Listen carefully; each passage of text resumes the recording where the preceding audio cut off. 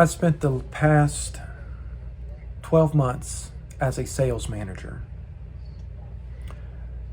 It started in late 2021 when I accepted a role to help manage sales and move from being a more senior salesperson in an electronics sales capacity to help lead my peers.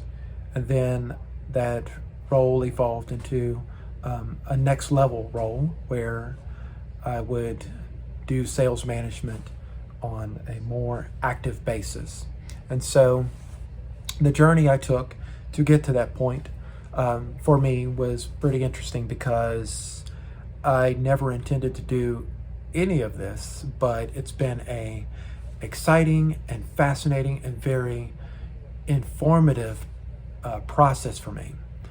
My number one goal when I started electronic sales, at least in the current era, about 9.5 years ago, because if you go back to the late 1990s, I started my own company and I was selling electronics even then.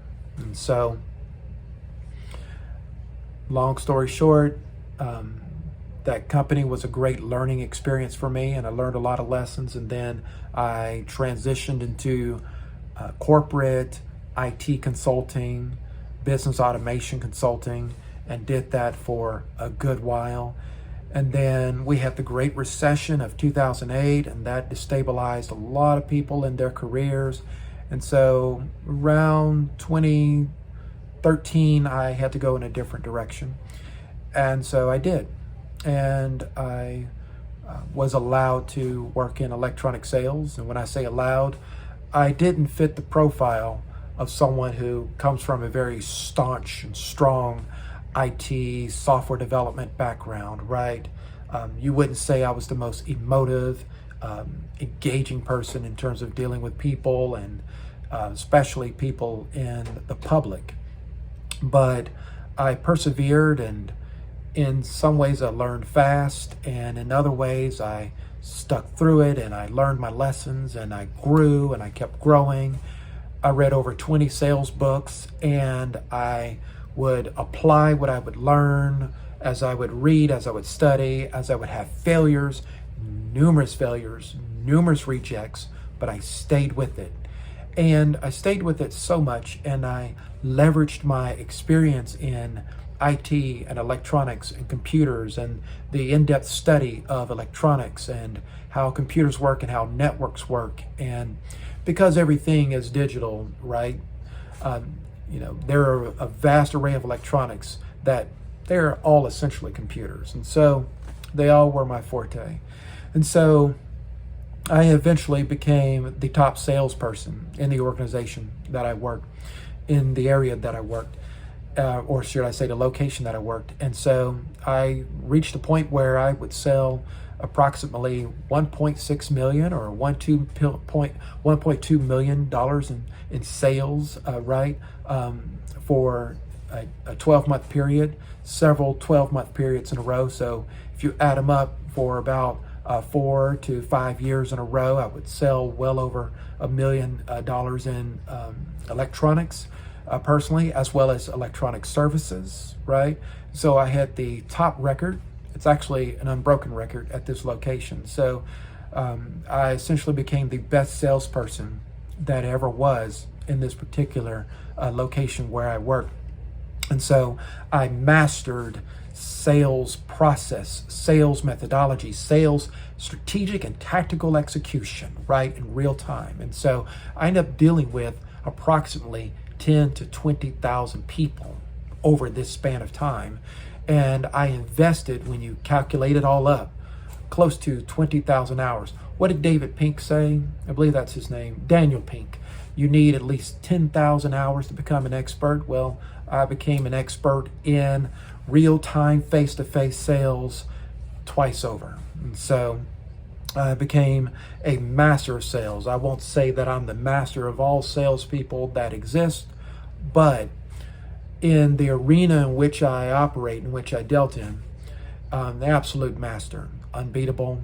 Um, no one comes even close. When we talk about the ability to deal with 3, 4, 5 clients at the same time, whether it's in person or on the phone, no one comes close. When it comes to closing multiple deals and doing it for hours on end and being able to engage people, not necessarily with the most charming repartee of expression, you might say, but a challenge salesperson where, it's like, I want to find out what is going to be the best solution for you. I'm going to find out what's going to be the best overall set of decisions in a situation, and have the agenda and the presence of mind and the mindset that we're going to get this right for you, not for me, not even for the organization that I represent. But at the end of the day, you have to be satisfied with what you're going to undertake as a product, as a service, or the combination of all the above. And so I mastered that process of being able to help people through dialogue, right? That doesn't always come through my videos, right? I'm not really hip to looking at a piece of electronic that's not a person, right, and talking to it, right? That's a special skill set, right?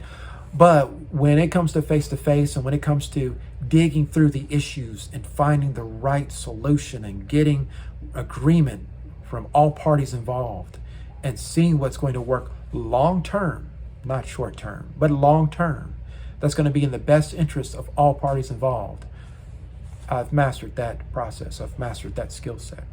And so with that, we had the pandemic, and with the pandemic, we had to switch to over the phone selling, and that was very interesting. And in that process, and I keep track of all my numbers. I ended up dealing with close to 7,000 or so people over the phone, selling to them, working through customer service issues through verbal dialogue, understanding what was going wrong, fixing numerous problems.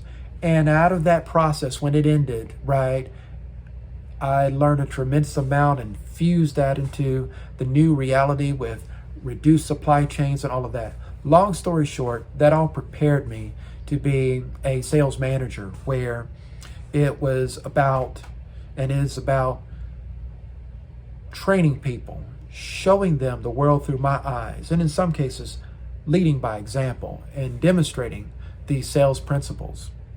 The principles that are outlined in a number of books about how you introduce yourself, how you qualify, how you identify problems and work through them, through, it might be closed-ended questions, it might be open-ended questions, it might just be a straight-up conversation, it might just be the energy frequency exchanged between people, right? And so working through the different principles of sales in an interactive and dynamic and ever-changing environment. And so it's been a tremendous path of growth and development for me, where I came out of my comfort zone numerous times over a nearly 10-year period, numerous times. Car broke down on the highway, still coming into the place to do sales, having to walk several miles to work and get there and still be able to work consistently through an 8+ hour day and do selling at the highest level, overcoming numerous personal challenges, perception challenges, might say biases, right?